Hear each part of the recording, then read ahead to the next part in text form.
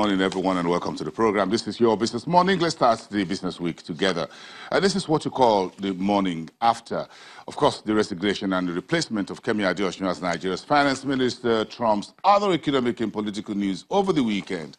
So the market is opening today for the new week with Adeosun's exit and Zainab Ahmed entering to the market to superintend the office at the Ministry of Finance. Of course, the financial market is under the auspices of the Minister or the Ministry of Finance. And of course, the Finance Minister is the one who is in charge.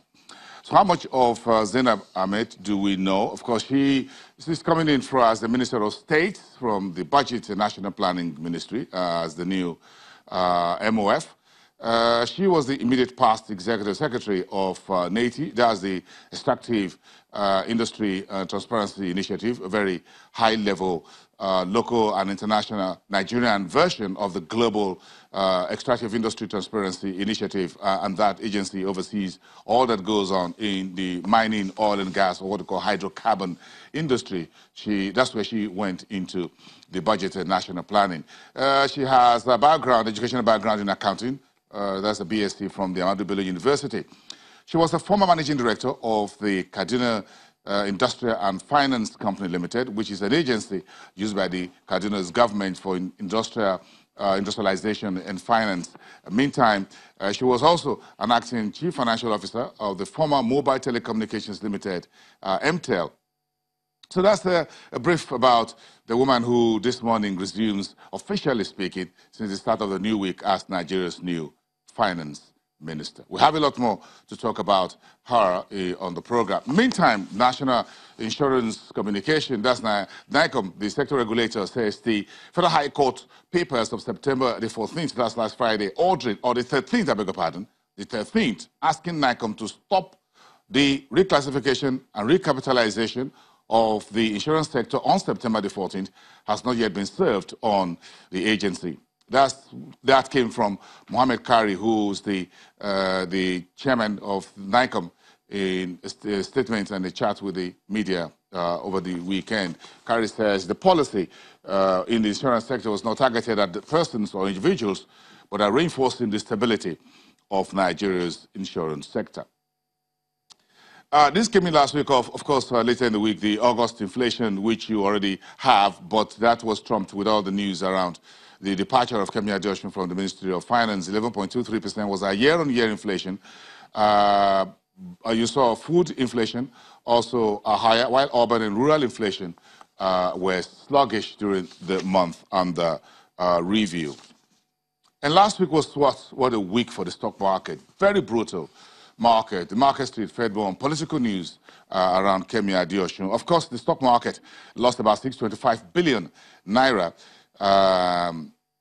Our major sell-off that continues despite a bit of some slowdown. Some analysts say the emerging markets as route has hit the bottom, and we could see an uptick. That's the story across on the market street. And again, the SEC in Abuja over the weekend received officials of Mercer Financial Services Limited from the Middle East. They were exploring opportunities in the Nigerian market in a meeting with Mary Udok, the acting Director General at the SEC, and the rest of our team. That's begin back, of course, of the baggage from last week into the new week. A number of this will have impact on where we go from here. But let's get a bit of a sense of the Kemi Adeosun's departure. Zainab Ahmed is now in. Let's get a first word on this from Johnson Chukwu, who is a CEO of Kari Asset Management here in Lagos. He's joining us via Skype. He's also a trader. So let's get the first reaction from the market the morning after. Good morning, Johnson, and welcome to the program. Give us your take on this change of guards at the Federal Ministry of Finance. Well, I think for me, it's not something to so much panic about. The good thing is that the woman who has been appointed to oversee the Ministry of Finance in the meantime also is eminently qualified. You just read out her profile, and looking at that profile, one would say she has gotten some good experience that should serve her very well should she be appointed as on a permanent basis. But again, do you think Zainab Ahmed, she comes in with a bit of a heavy background here. What's your take on that? Well, if you look at her background, you look at she's an accountant. She's a graduate accountant, a member of Association of Nigerian National Accountants of Nigeria, a fellow for that matter, and she has also done some very good accounting work as a CFO, Chief Finance Officer for MTEL, which she did for more than 5 years. She has headed the investment arm of the Kaduna State government agency.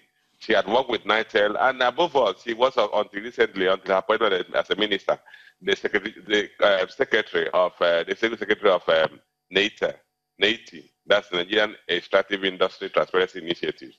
So that is quite broad experience. One could say she has had little what we may call cross-functional experience. She was also, before she was asked to oversee the Ministry of Finance, she was a junior minister in the Ministry of Budget and National Planning. And that's a highly related ministry to the Ministry of Finance. In terms of experience, I would think she has some reasonable level of experience that could actually serve her well. But the key thing now, we need to now watch out for her statements on macroeconomic issues. Of course, she's not known to have spoken much about the macroeconomic environment and her own policy orientation. What investors and market players will be looking out for are her policy orientations, her thoughts on macroeconomic issues, her thoughts on how to grow the economy. Because ultimately, if she's appointed as the substantive Minister of Finance, she will be in charge of driving the fiscal policies of the government. And we've known that the past 3 years, the Central Bank and the Monetary Policy Committee have complained of fiscal policy vacuum, and at which point the monetary policies have been trying to drive economic growth while the fiscal arm of the government has been largely quiet. Johnson, let's trade Zainab Ahmed on the market street right now. What do you think traders or investors' sentiments will be on this change of guards, as it were, if you're looking at the market? Any significant or any impact at all, upside, downside, or folks will decide to stay or hold their fingers off the button? I think investors would rather want to be on wait and see attitude. Like I said, she's not known for any policy orientation, economic policy orientation, whether she's a free market thinker or she believes in command and control. But we're going to be watching out for her first statement as it relates to the macroeconomic environment. And that will shape how investors and market players will respond to her appointment. But for now, most people want to see her orientation, her thoughts of how to drive economic growth. It will be too early for anybody to decide on how to respond when we've not heard from her. If she was the type that one would say you've been hearing a lot about her in the media and she has been making policy statements, one would have actually at this point say, okay, this is our policy orientation. But in the meantime, investors and market players will be on the watch out for her first statement, which will indicate her thinking as to how to drive economic growth and recovery. Your final word, is Zainab Ahmed a square peg in a square hole right now? Well, that would be too early to call. But I would say that based on her profile, she's qualified to hold any post in Nigeria. But we now need to see how her mind is working and what she thinks about how to grow the economy. Johnson Chuku, thank you very much. Have a profitable day. Let's move on from there. The CEO at Carry Asset Management. First word on this morning after Kemi Adeosun's departure. Let's get into the market. It was a very brutal and brutish week we had last week. Stock market was down 625 billion naira. If you lost some money last week, that's about 5.02% off the All-Star scale. That's a very nasty way to end it. But again, where do we go from here? We'll get a more sense of that later on the program. But first, let's unwrap the broader market last week. And of course, that includes the FX market. $2 billion was the total transactions at the I&E window. Last week, that tells you something. The Naira weakened 0.11% at the I&E window. That also, of course, tells you what is going on. This is the first time we have as much as $2 billion traded at the investors and exporters window. It tells you where the money is going. Open your window and look out. But let's look into our studios at the Nigerian Stock Exchange. Temple Ashaju, our business correspondent, is live to us this morning to take a look at the market week for us. Temple, we lost a lot of shares last week. That's quite a lot of money, almost 700 billion if you put that in a room. Yeah.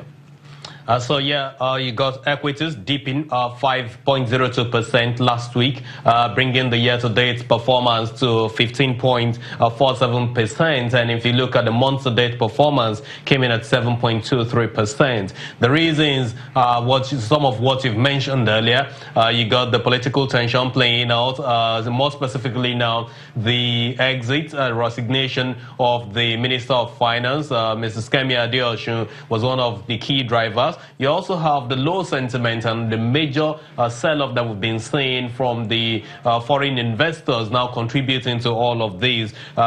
Put all of this together, we were able to come down 5.02% last week. First time again, equity market capitalization dropped to 11.802 trillion naira, and all this happened in just 16,896 deals. That's almost 17,000 deals. You look at the sectors. The highest losses was in the industrial goods, which was down by 7.55%. You got 11.63% losses in consumer goods in Honeywell, which was one of the major drivers or drag that the consumer goods sector had last week. Insurance sector was down 5.93%. Then the oil and gas 1.67%. Banking sector, name a bank, almost all the banks were down last week, and that eventually ended at 4.35% decline for the equity for the banking sector there in the market. For the NASD OTC, you had the USI closing higher by 2.05% at 698.16. Market capitalization came in higher as well, 472.47 billion naira. Huge volume done there for a total value of 334.25 million naira in 79 deals. You got Telecom Innovation PLC as the top traded in terms of volume and value, while NDEP, that's Niger Delta Exploration Production Company, closed the highest in terms of gainers now by 12.06%. And CSCS was the topmost loser last week by 0.61%. Let's look at the fixed income segments where bonds were really bearish last week. Sentiments weighed down by a few reasons. You got the increase in the short-term rates as well as the release of the August inflation that came in at 11.2%, dragging the market last week. You also had all of these leading to average yield rising by 16 basis points week on week to close at 15.27%. Yields expanded across the short, the mid, and the long ends of the curve as investors sold off on securities like June 2019, July 2030, as well as April 2037. That's the week on week analysis. But if you take a look at what's transpired on Friday at the secondary market, you got the February 2028 continuously experiencing a huge sell-off from investors, especially the foreign investors, and July 2021 is one of that, and as well as the March 2036 and March 2024. Generally, we had just 41 deals on Friday at the market. That's the FMDQ OTC. In terms of treasury bills, quite a number of reasons why we also saw a bearish sentiment at that side of the market last week. You got the hike in the rate of the longest tenured bill, which is the 364, 324, came in last week at 13.2%, having moved from 12.5%. All of this led to sell-off. As a result, yields rose 208 basis points on average week on week to close at 14.43%. And you, of course, have the numbers you had on screen, transactions from investors last week Friday there. 487 deals for a total of 138.9 billion naira. Bosun. Temple, that's quite a very Interesting trading week across all the platforms. Thank you very much, Tempo. We'll check in with into your studios after the break to have more conversations on holding the falling knife at the stock market, falling 5% in 1 week. That's quite massive if you know how to read the market clearly. So we have that conversation after the break. But of course, you remember the story around the FX. It was also very brutal last week when it comes to the Naira, the and the window, including the forward FX market. Across all the major dated forward FX contracts, the Naira was on the losing end. A bit of pressure coming through. Let's talk about that later. But for now, let's try to hold the stock market knife.